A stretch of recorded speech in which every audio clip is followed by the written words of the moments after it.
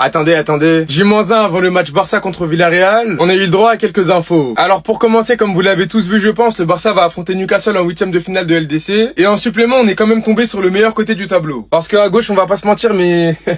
c'est chaud. Hansi Flick en conférence de presse, content d'avoir joué contre Newcastle et pas contre le PSG. Non, car chaque match est important. Il n'y a pas de match facile car il s'agit de la Ligue des Champions de l'UEFA. Newcastle est également une grande équipe. Nous l'avons constaté lors des derniers matchs et aussi lorsque nous avons joué là-bas. Ce ne sera pas facile. Pour moi, il faut toujours respecter son adversaire. Tout le monde va attendre la finale et nous aussi. Newcastle le veut également. Comme je l'ai dit dans ma vidéo tout à l'heure après les tirages au sort, Newcastle faudra pas les sous-estimer. En rappelant également que le Barça aura quand même un avantage, car le match aller aura lieu à Newcastle au St James Park et le match retour aura lieu à Barcelone au Camp Nou. Il s'est exprimé également concernant la blessure de Frenkie de Jong. Demain, nous verrons quelle option s'offre à nous pour le remplacer. Nous sommes déçus qu'il ne puisse pas jouer. Il est très important, mais nous devons l'accepter. C'est une opportunité pour les autres. Moi, personnellement, j'ai parlé déjà. Marc Bernal, it's time. Et il a rajouté également concernant les blessures, toutes les équipes ont ce problème, nous avons de la qualité et différentes options à notre disposition. Je ne me concentre pas sur ceux qui ne peuvent pas jouer, mais sur ceux qui le peuvent. Je ne veux pas trop parler des joueurs blessés pour ne pas chercher d'excuses. Avant le match contre l'Atlético, j'aurais dit que nous étions en pleine forme, mais les choses changent. Maintenant, nous devons gagner pour que les jeunes prennent confiance. D'ici le 8ème de finale aller contre Newcastle, le Barça va avoir 3 ou 4 matchs, et pour pouvoir arriver en confiance, va falloir faire le plein. Bref, en tout cas, rendez-vous demain pour le match qui aura lieu à 16h15, et s'il vous plaît le Barça, pas le droit à l'erreur.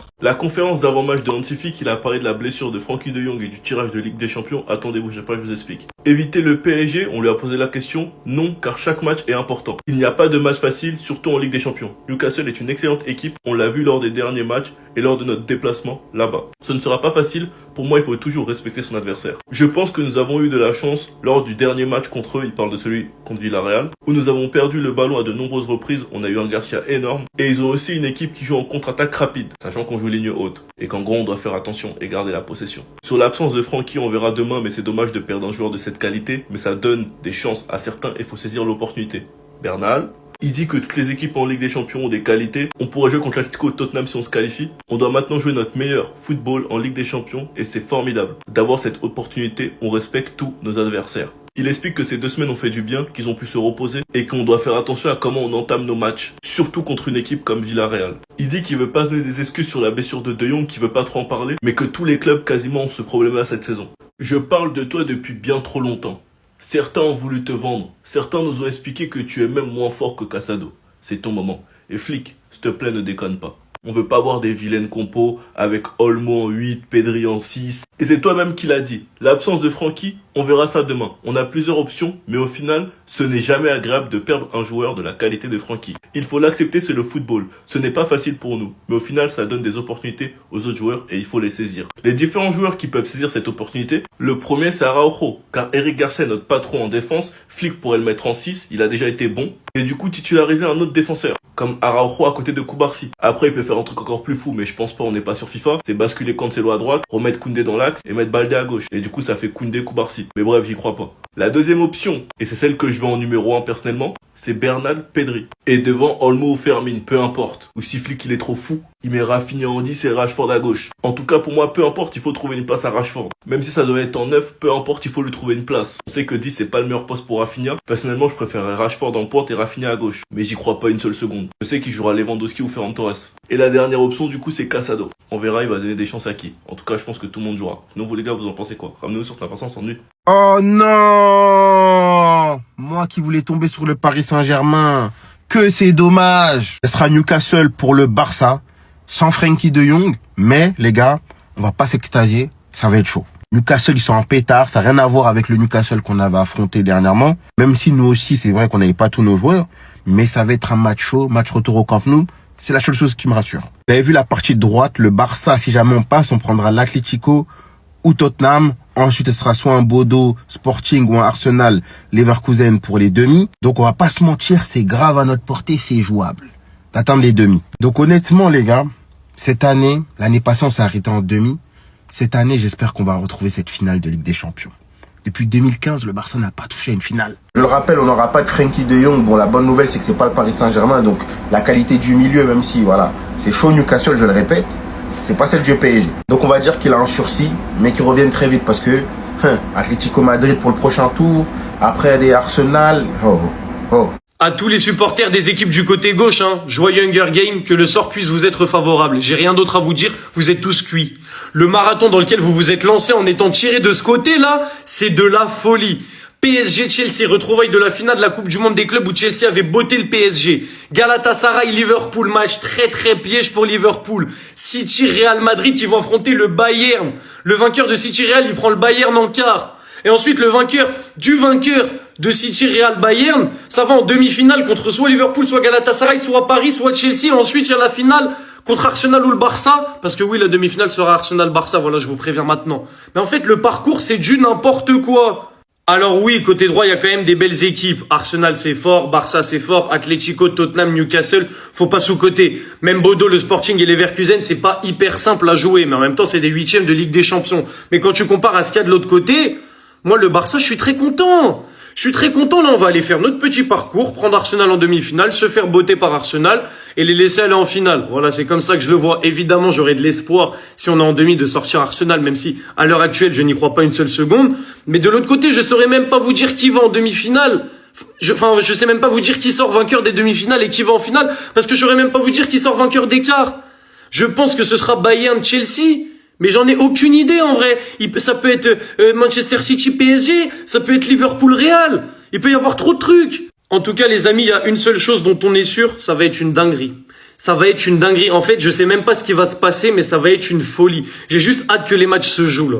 J'ai juste hâte que les matchs se jouent. Si je dois vous faire, selon moi, ceux qui vont être qualifiés, ce sera Chelsea, Liverpool, City, Bayern, Barça, Tottenham, Bodo Glimt, Arsenal. Ça se trouve, je vais avoir tout faux et c'est possible et c'est comme ça. Mais là, j'ai juste à vous dire joyeux Hunger Game en fait. On va vraiment faire 12 ans sans finale avec un côté comme ça? Non les gars, c'est une question que je me pose. Parce que là, le tirage d'Europa League qu'on se tape les gars, limite, je vais pas vous mentir les gars, je voulais qu'on tombe sur le PSG.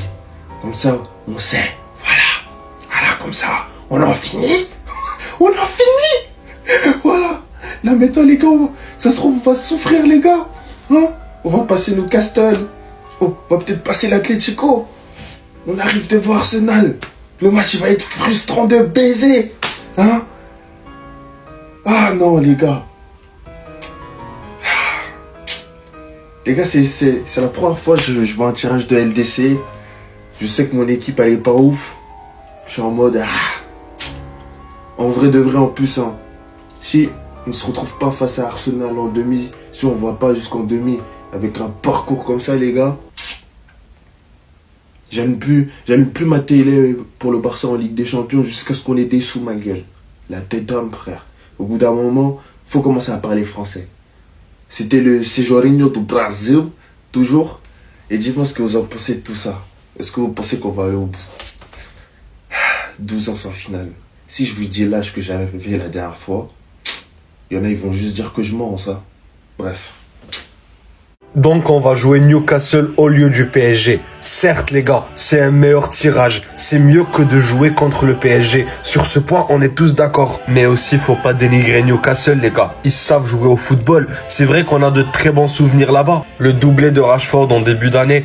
Mais les gars, il faut vraiment pas dénigrer Newcastle. Chez eux, ils sont vraiment très compliqués à jouer. Et ça reste l'une des meilleures équipes de la Première Ligue. Donc c'était le meilleur tirage, bien sûr, je préfère jouer Newcastle que jouer le PSG, et surtout qu'on est sur le bon côté du tableau. Mais j'ai confiance en le Barça, j'espère que la défense va se redresser. Donnez-moi vos pronostics dans les commentaires par rapport à cette confrontation, mais je pense les gars que ça peut se faire. Je pense vraiment que ça peut se faire en toute objectivité, je pense que ça peut se faire. Et même après, si on gagne, on va tomber soit contre l'Atlético, soit contre Tottenham. Donc si on fait pas la remontada contre l'Atlético, je prie pour que l'Atlético gagne Tottenham.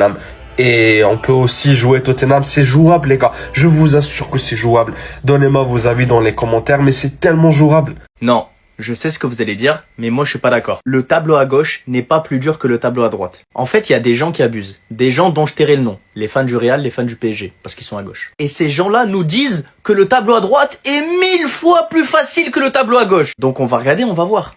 À gauche, vous avez deux équipes qui ont fini dans le top 4, Liverpool et le Bayern Munich. À droite, deux équipes qui ont fini dans le top 4, Arsenal, Tottenham. Sachant qu'avec cette nouvelle édition de la Ligue des Champions, les équipes qui finissent dans le top 4 ont de fortes chances d'aller en demi-finale de Ligue des Champions. Il n'y a rien qu'à voir la saison dernière, 3 équipes du top 4 étaient en demi-finale de Ligue des Champions. Et Liverpool ne pouvait pas avancer parce qu'ils sont tombés sur le PSG. Ensuite, je pense qu'on peut se dire que les affiches font moins rêver, mais on va les regarder un par un. Bayern-Atalanta, c'est la même chose qu'Arsenal-Leverkusen. City-Real Madrid, ok. Là, c'est supérieur au Sporting Bodo-Glimt. Mais encore, parce que le Sporting a fini devant le Real Madrid au classement et devant Manchester City. Et le Sporting, c'est une équipe qui a battu le PSG. Et Bodo-Glimt, c'est une équipe qui fait un parcours de malade. Ils viennent d'éliminer l'Inter. L'Inter qui était finaliste de Ligue des Champions l'année dernière. Liverpool-Galatasaray, franchement, pour moi, ça se vaut. Mais ça se vaut tellement avec Atlético Tottenham. Liverpool, cette saison, c'est pas la folie. De l'autre côté, t'as Tottenham qui a fini 4e en Ligue des Champions avec 17 points. Et t'as l'Atlético Madrid qui revient en très grande forme en deuxième partie de saison. Et je sais de quoi je parle, je suis un Barcelonais. Si aujourd'hui, il y a Liverpool-Atlético Madrid, mais je suis sûr que l'Atlético sort Liverpool tous les jours. Et dernières affiches, bon là, j'avoue que avantage côté gauche,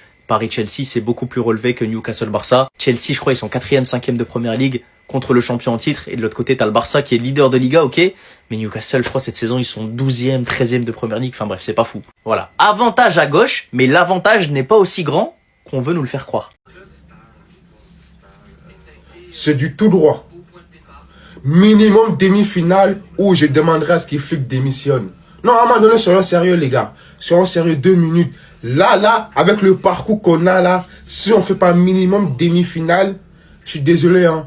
Mais on vend tous les joueurs et Flick doit partir. Ah oui, à un moment donné, ça suffit. Bref, 8e de finale de la Ligue des Champions, les gars. On connaît pas notre adversaire. Et ce sera Newcastle. Newcastle qu'on a déjà affronté en phase de groupe, et qu'on a tapé chez eux, alors que tout le monde nous a annoncé l'enfer là-bas. Ben, bref, c'est pas le sujet. Moi, je suis content, les gars.